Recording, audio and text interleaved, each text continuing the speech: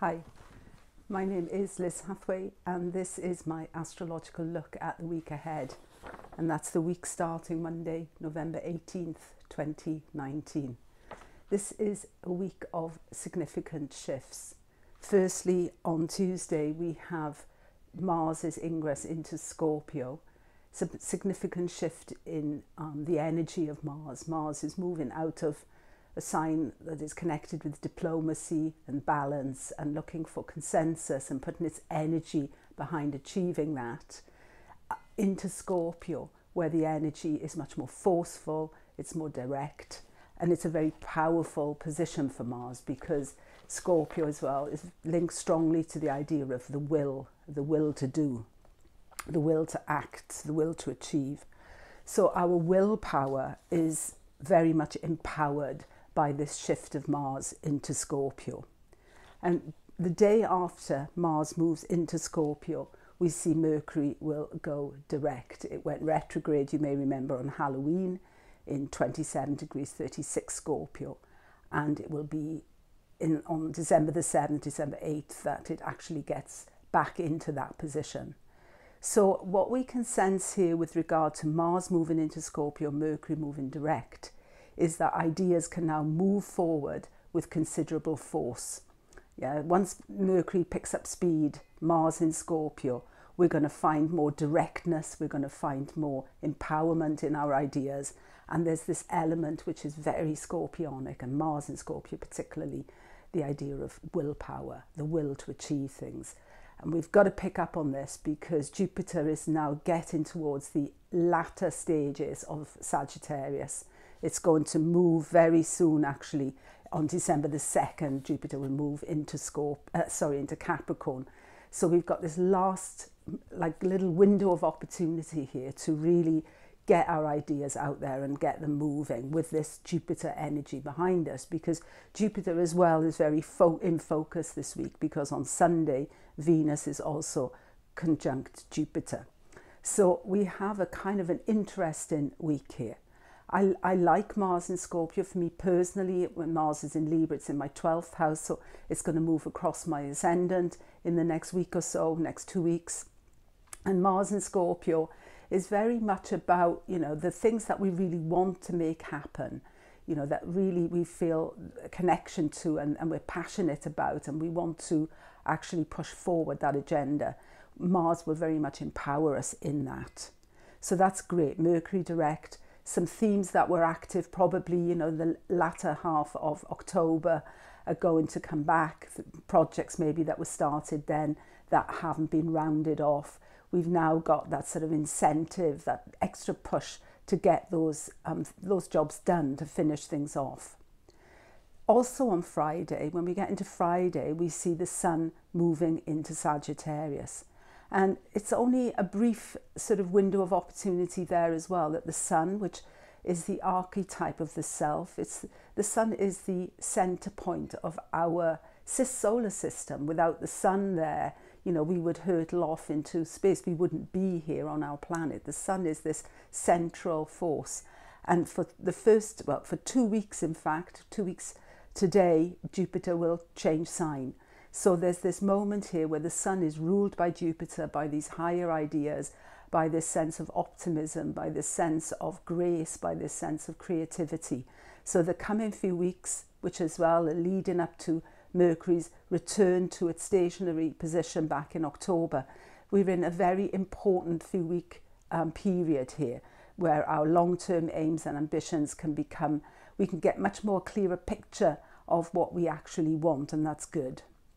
Getting into Sunday, though, into the weekend, we see that Mars, which has just entered sort of Scorpio, where it's much more, it's about the underbelly, it's about the sexuality, it's about the sex organs, it's about what drives us, the force, the instincts, very strong. And what we see on Sunday, the first aspect that Mars will make when it enters into Scorpio, is it immediately picks up on Uranus. It's opposite Uranus. So this is a kind of a message of, on the one side, is a kind of a sexual revolution, isn't it? This sense of, wanting to, the urge to break free, but it can also, you know, things that shock or rock us. You know, there can be erratic behavior with Mars opposite Uranus. It's also known traditionally as one of those aspects that can cause accidents. So in that respect, we should be mindful when we're in traffic, or, you know, like don't get and climb that dodgy ladder, you know, or anything like that. Be mindful, you know, of your physical body. Be mindful of accidents. You know, just give yourself a bit of time, you know, not because with Sun in Sag as well, Sun in Sagittarius is very much motivated towards the future, towards, you know, the big idea, towards finding, you know, some kind of sense of a philosophy that might guide us, or, you know, in general, you know, we can get passionate with the Sun in Sagittarius. So the house where Sagittarius is in your chart now, that is being really activated. So look at the affairs of that house. So Sun in Sag is great, although what it does have, it's sometimes over-enthusiasm. It can stretch itself too far. You know, it sees ideas everywhere. And there's very much with Sag that idea of shooting the arrow, you know, sort of, and heading off in a direction, galloping.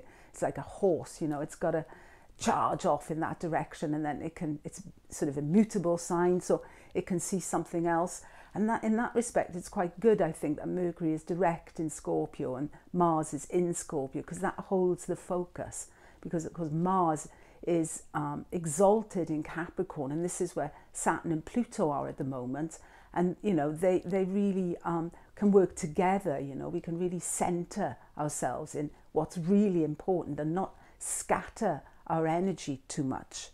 But that Mars-Uranus opposition as well, because Mars is always the fighting arm of the Sun. And so Mars in Scorpio can, you know, so if I'm thinking of places like Hong Kong or places where there is confrontation, the nature of the violence, the nature of the attack, the nature of the response can be quite, you know, with Uranus, it can be quite brutal. It can be quite almost that you say it goes beyond the borders, because Uranus is very much about stretching, you know, sort of going outside of what is like Saturn acceptable behavior. So there could be some kind of shocking sort of stories coming out towards the weekend which are involved with violence. You know, that's a distinct possibility. Or, as I said, more revelations that are of a sexual nature, which you know, can actually as well shock us. But on the same day, on Sunday, we have Venus conjunct Jupiter.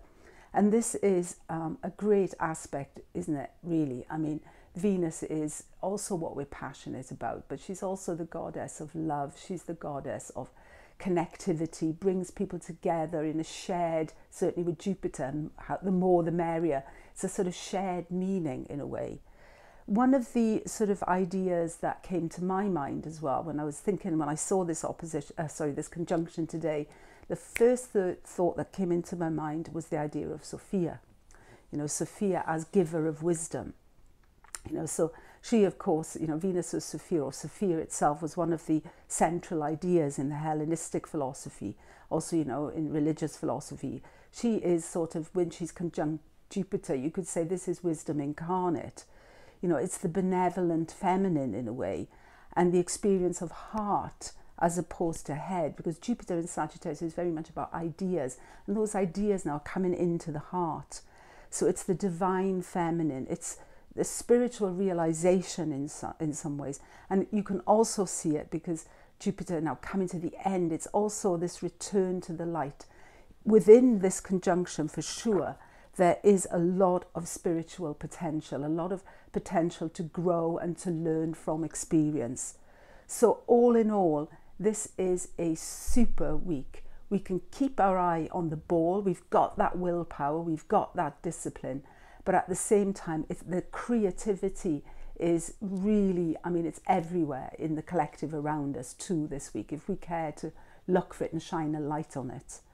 So I just want to add that this week, for anyone who's interested, on Thursday, I'm going to be doing an online seminar for the CIA. And I shall put a link underneath my vlog this week. If you'd like to attend that seminar, then, you know, you can click on that link and get all the information you need. This seminar is going to be about Saturn. It's going to be about transit in Saturn. It's called the Saturn Diaries, and I'll be talking about keeping Saturn diaries and also, of course, Saturn in transit. And there will be a thread of Saturn-Pluto in there for sure. Have a great week. Hope you can join me on Thursday. It's 9 o'clock in Amsterdam. You can look for yourself what time that would be wherever you are. Thank you so much for listening. Have a great week. Bye.